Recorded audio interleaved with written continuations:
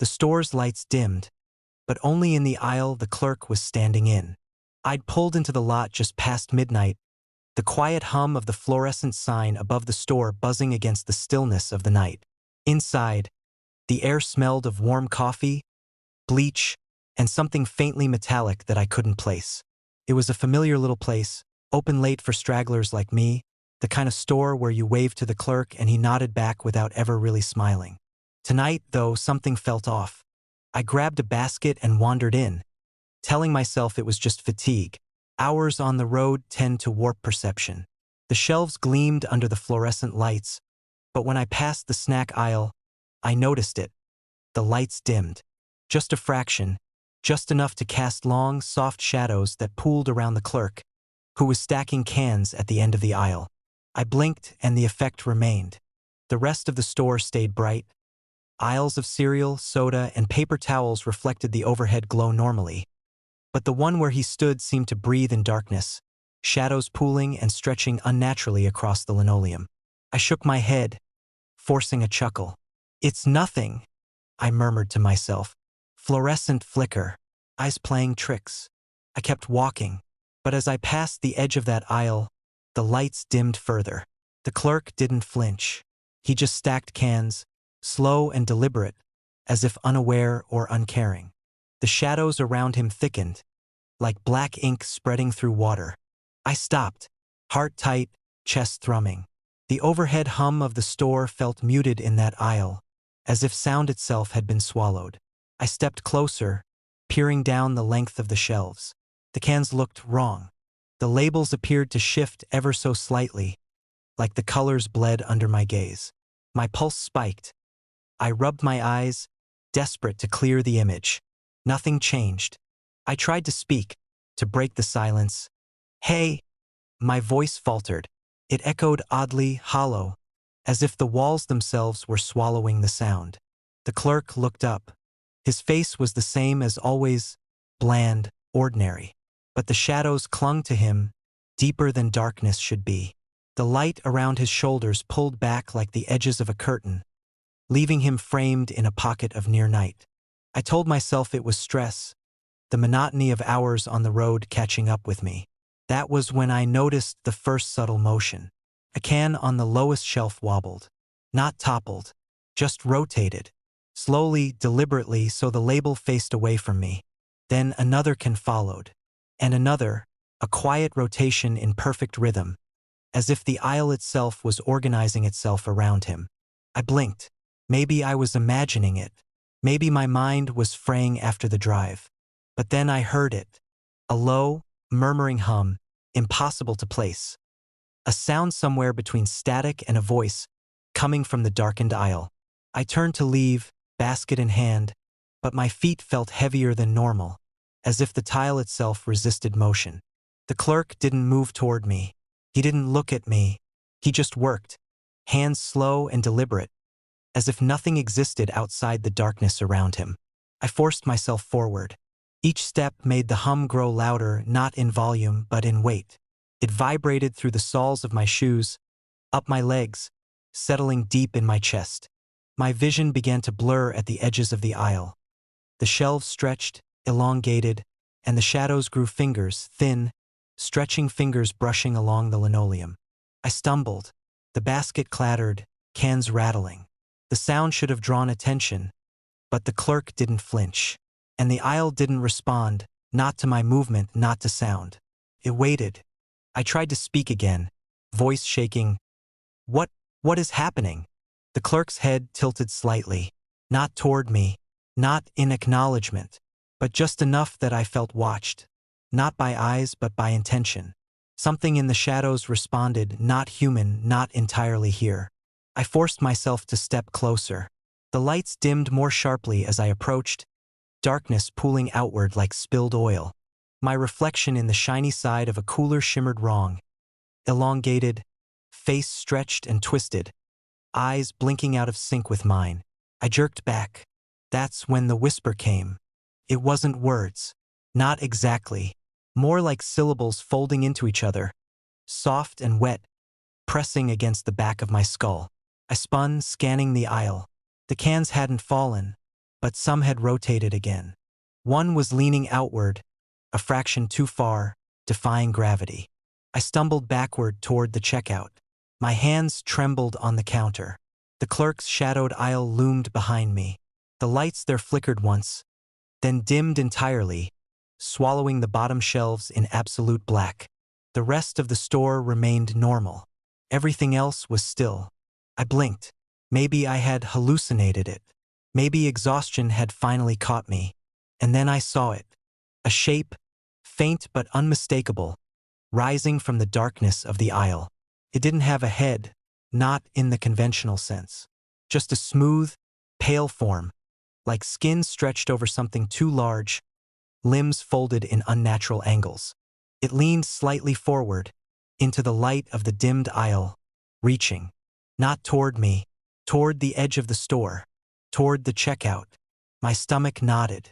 I realized the clerk wasn't simply standing there. He was waiting. His eyes followed me now, not in curiosity, not in attention, but in calculation. Every breath I took seemed to feed the shadows behind him, and the figure in the aisle grew taller, more defined, as if my fear gave it substance. I stumbled backward, tripping over the edge of the basket. The cans rolled, clattering, and the noise seemed to pull the shadows closer, like ripples in still water. I scrambled upright, heart hammering, and ran toward the door. Outside, the parking lot was empty and cold. The wind carried the faint smell of gasoline and asphalt, grounding in its normalcy. I forced myself into the car, locked the doors, hands slick on the wheel, and I looked back. Through the glass doors, the aisle glowed faintly. The lights dimmed just enough to cast long, perfect shadows across the tiles. The clerk stood still, calm, ordinary. But the darkness of the aisle had grown, edges rippling, swallowing light, stretching outward like a living thing. For a moment, I thought I saw something, or someone, press against the glass, looking out at me. Not fully formed, not human, just a shape, pale and too tall, with limbs too long, eyes somewhere in the void where a face should be. I slammed the car into drive. The engine roared. My headlights swept over the empty lot, and when I glanced back, the aisle had returned to its normal brightness. But I knew it wasn't gone. The hum of the store followed me as I pulled onto the road, faint, imperceptible, pressing at the back of my mind. I don't know if I'll ever go back. But somewhere deep in the shadows of that aisle, the darkness waits, and I have a feeling it's learning how to find me next. A man walked in, stared at the clerk, and said, "You're early this time." The bell above the door jingled, thin and metallic, but it sounded wrong in the quiet hum of the station. I looked up from the candy aisle where I'd been wandering, half listless, waiting for coffee to brew behind the counter. The store was nearly empty, the fluorescent lights buzzing faintly overhead, their reflection flickering in the polished linoleum. A man stood in the doorway, tall, lean, wearing a dark coat that looked heavier than it should have been for the night's mild air. He didn't move toward the counter. He didn't glance at the shelves or the candy racks. He just stared at the clerk. "You're early this time," he said. The words were casual, conversational, but there was something in the pause between syllables that froze the blood in my veins. I blinked. The clerk, a middle-aged man named Harris who always wore a thin, polite smile, froze. The pen he'd been rolling between his fingers clattered to the counter. His eyes widened, though he didn't speak. "Early?" he finally said, voice tight. "Early," the man repeated. His tone was matter-of-fact, as though he were correcting a calendar, not greeting a person. I shifted in place, pretending to browse. My stomach tightened. Something about the interaction felt old. Familiar, though I'd never seen it before. It set my teeth on edge. The man moved slowly down the aisle, long strides that didn't quite match the space around him. He didn't glance at me once. His gaze remained fixed on the clerk, who now seemed to shrink slightly behind the counter, shoulders hunched. You don't remember, do you?" the clerk asked, voice barely audible. The man shook his head. "I remember enough," he said. Then, after a pause, almost softly, "You should have been here sooner. I felt my palms go slick. Something in the air thickened, the fluorescent lights seemed to dim, not across the store, just around the counter, just around the man. The hum of the fridge and the soft hiss of the coffee machine became distant, as if the world had pulled back from this moment. I tried to tell myself it was my imagination, fatigue, stress, a long drive, but I couldn't shake the sense that something in this aisle had been waiting for me. For us, for time itself. The man's coat brushed against the shelves as he passed. Nothing moved, no items toppled. Yet, the air carried a subtle vibration, a pressure that seemed to pulse in sync with the flicker of the lights. My ears rang faintly, high-pitched, like distant church bells. Harris swallowed hard. "You know, the time doesn't like to be early," he said, and his hands trembled as he straightened the cups of coffee on the counter. I caught my reflection in the glass door of the freezer across the aisle. My own face looked tired and pale, but there was a flicker. My reflection's eyes lingered on the man longer than I did, and for a heartbeat, they blinked out of sync. I jerked back, heart hammering. The air felt thicker. He was watching me too, somehow. The man leaned forward slightly, speaking directly to the clerk, though the words were low, almost imperceptible. I couldn't make them out, but the clerk flinched as if struck. Then the man straightened, turned, and walked slowly toward the back of the store. Not the exit, just deeper into the fluorescent haze. And then I realized something that made my blood run cold. The man wasn't moving like someone in space, not like someone constrained by the physics of the room. He seemed to exist slightly ahead of the moment, a fraction faster, like he was slipping between ticks of the clock. I stared, frozen. Time stretched. I blinked. He was gone from the aisle. Harris exhaled sharply, a long, ragged sound. He always comes," he whispered. "Always comes before the hour, always when I'm early. I don't know why, and I don't—" He broke off, shaking his head. I took a step forward. What are you talking about?" The clerk's eyes darted toward the back. "I've been here longer than I can remember. I don't even know when I started. He keeps coming for me. Always at the wrong time. Always." "Wrong time for what?" I asked, voice low. Harris's hands trembled on the counter. "I don't know. I only know. If I'm not exactly where I should be when he comes, things shift. Change." I felt the fluorescent light above flicker, just once. The air rippled faintly, like a heat wave in winter. And then I saw it. The same man standing behind me, reflected in the glass door of the freezer. I whipped around. The aisle was empty. My pulse raced. I turned back to the clerk.